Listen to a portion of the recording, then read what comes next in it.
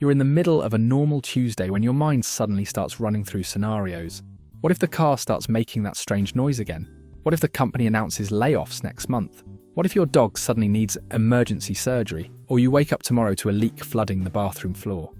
In 2026, these thoughts aren't irrational. US household debt has surpassed $18 trillion. Credit card interest rates average above 22%. Roughly 1 in 3 Americans would still need to borrow money to handle an unexpected $1,000 expense, and the typical job search now takes close to 4 months. The financial margin most people operate with is thin.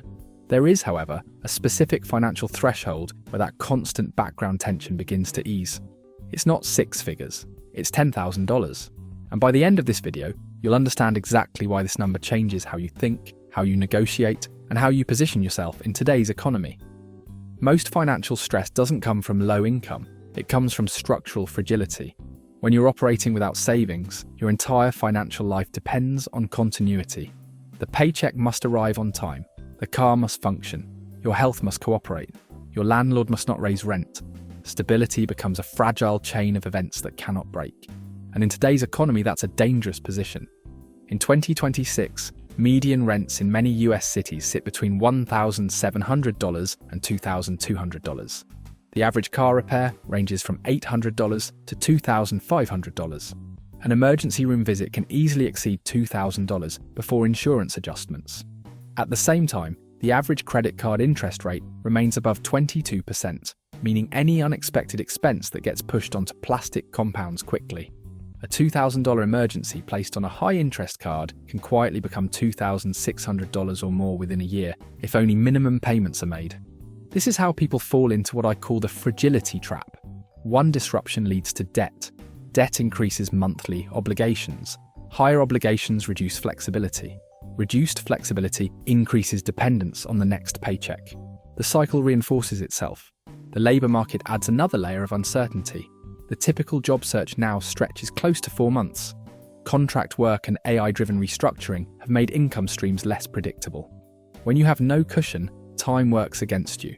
You can't afford to wait for a better opportunity. You accept what's available. Living this way narrows your decisions. You delay medical appointments. You ignore small home issues until they become expensive. You choose certainty over growth because risk feels existential. Fragility isn't dramatic, it's quiet. It's the constant awareness that one mistake, one accident, or one unlucky week could destabilize everything. Before we go further, if you are enjoying this video so far, consider giving it a like. It really helps the channel and tells YouTube that you're interested in this kind of content. Now let's continue. The reason $10,000 matters has less to do with symbolism and more to do with absorption capacity. At that level, you begin to cover the majority of common financial shocks that derail households. Consider typical US expenses in 2026.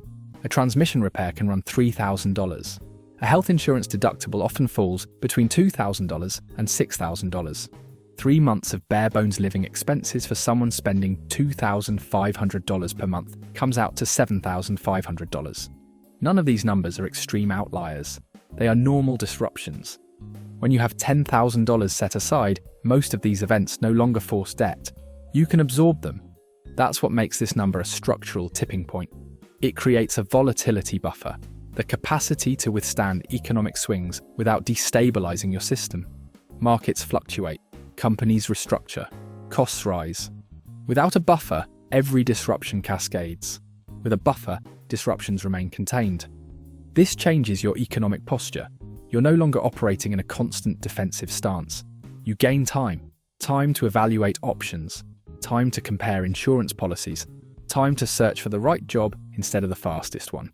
In financial terms, time is leverage. The difference between fragility and stability isn't dramatic lifestyle change. It's the ability to absorb shocks without compounding them. $10,000 won't make you wealthy. It establishes resilience. And resilience is the prerequisite for every higher-level financial strategy that comes later. Financial stability changes more than your balance sheet. It changes how your brain allocates attention. Research in behavioral economics has shown that persistent financial strain consumes cognitive bandwidth. When money is tight, part of your mental energy is constantly running background calculations. Can I afford this? What if something goes wrong? How long can I stretch this paycheck? That ongoing mental load reduces focus, increases impulsivity, and makes long-term planning harder. Scarcity narrows your time horizon. Once you reach $10,000 in savings, much of that background noise quiets down. The everyday micro decisions lose urgency. Choosing groceries, filling up your tank, paying a bill, these actions stop feeling like strategic threats. They return to being routine transactions. That shift produces cognitive surplus. Mental energy that was previously tied up in survival becomes available for evaluation and long-term strategy. Stress physiology plays a role here as well. Chronic financial anxiety elevates stress hormones, which influence sleep quality, emotional regulation, and risk perception. Even modest financial security reduces that baseline tension. Sleep improves, patience improves. Your ability to tolerate short-term discomfort in pursuit of long-term gain strengthens. This is why people often describe their first five-figure savings balance as a turning point. It isn't excitement about the number itself. It's the realization that decisions are no longer driven by pressure. You begin acting from intention rather than reaction. That psychological rewiring sets the stage for something even more powerful: leverage. Once you have savings, your relationship with work begins to shift. In 2026, the labor market is more dynamic than it appears on the surface. AI integration is reshaping white-collar roles. Contract-based employment continues to grow. Companies are quicker to restructure, outsource, or automate. Income streams feel stable until they aren't. When you don't have savings, your primary objective is continuity. You protect the paycheck at all costs. You hesitate to negotiate. You avoid conflict. You accept roles that feel misaligned because the alternative carries too much financial risk. With $10,000 in reserve, the equation changes. You gain optionality, the ability to choose rather than react. In economics, this resembles real option value, having the flexibility to delay a decision until better information becomes available. Time becomes an asset instead of a liability.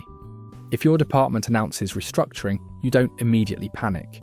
You update your resume and explore the market from a position of stability. If you're offered a role below your value, you can counter with confidence. If you want to pursue a certification that costs $2,000 but increases your earning potential, you can evaluate it strategically rather than dismissing it outright. Savings don't guarantee career success.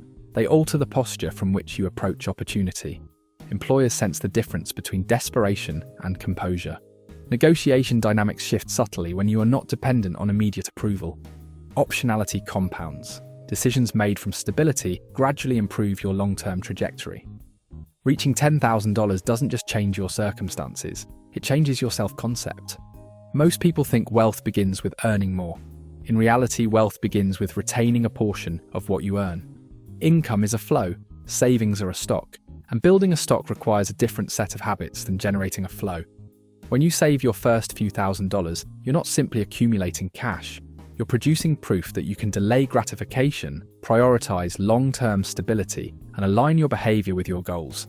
That evidence matters. Human behavior tends to reinforce identity. If you see yourself as someone who just isn't good with money, your decisions will unconsciously support that narrative. When you accumulate $10,000, the narrative shifts. You begin to think of yourself as someone who manages resources deliberately. That internal shift influences everyday actions, from how you approach spending to how you evaluate financial commitments. The discipline required to build a five-figure reserve also strengthens a meta skill: patience. The ability to tolerate incremental progress in exchange for structural security translates directly into investing, business development, and career growth. Markets reward consistency. Businesses reward capital discipline. Retirement accounts reward time. By the time you reach $10,000, the mechanics of saving no longer feel foreign. They become routine. Automatic transfers, expense awareness, controlled burn rate. These behaviors embed themselves into your system. At that point, the milestone stops being about the number. It becomes about the type of operator you are becoming. And that operator is equipped to handle larger pools of capital in the future. Up to this point, savings have functioned as protection. After $10,000, they begin to influence allocation. When your volatility buffer is in place, every additional dollar no longer serves the same purpose.